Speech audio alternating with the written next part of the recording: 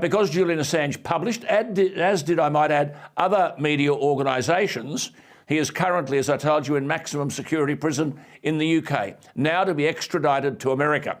Chelsea Manning, born Bradley Manning, a former United States Army soldier, was convicted in 2013 for violations of the Espionage Act after leaking material to the publisher Wikileaks. She was imprisoned from 2010 to 2017, but her sentence was commuted by President Obama. In other words, she was pardoned, not so Julian Assange.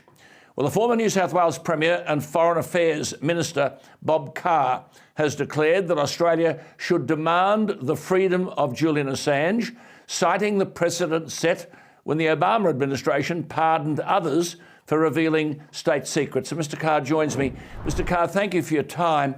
This is surely a test for Anthony Albanese, who's on the record saying that the Assange case had gone on too long and he wanted Albanese free. He wanted Assange freed. Yeah, and I agree with that. And I do it in the most encouraging way for our new Prime Minister.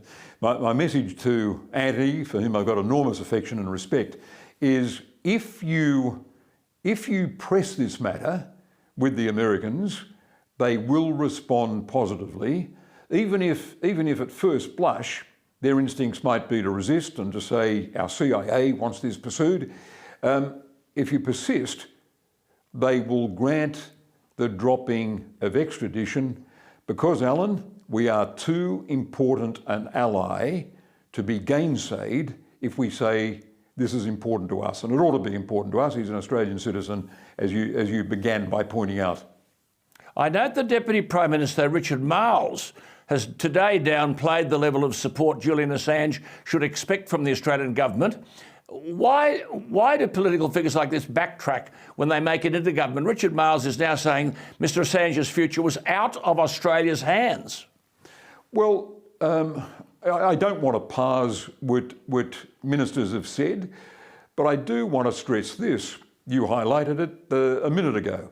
That is, the Australian public will not stand for seeing an American citizen, the very American citizen who passed on the controversial material to Julian Assange, allowed to go free, commuted, the sentence commuted by Barack Obama, while an Australian, for publishing the material he got from Manning, is forced to go through the process of an extradition, facing a trial in a Virginian court that is very likely to lead to incarceration for the rest of his life, dying in a maximum security prison on the plains of Oklahoma.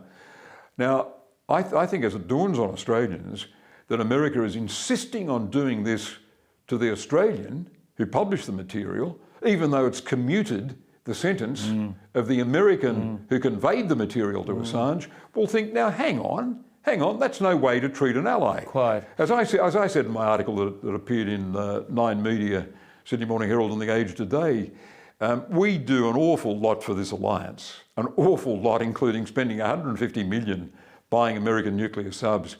This issue warrants about 5 minutes of President Biden's Oval Office time. But our Prime Minister is going to attend next week's NATO meeting in Madrid, where he'll meet both President Biden and Prime Minister Boris Johnson.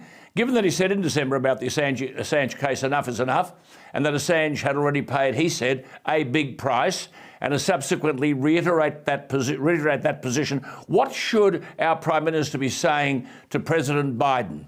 Well, first of all, the Prime Minister is entirely correct in saying this is a matter for, he implies, behind-the-scenes diplomacy, yes. not megaphone diplomacy. He's absolutely correct. Yep. America is a valued partner and ally of Australia's.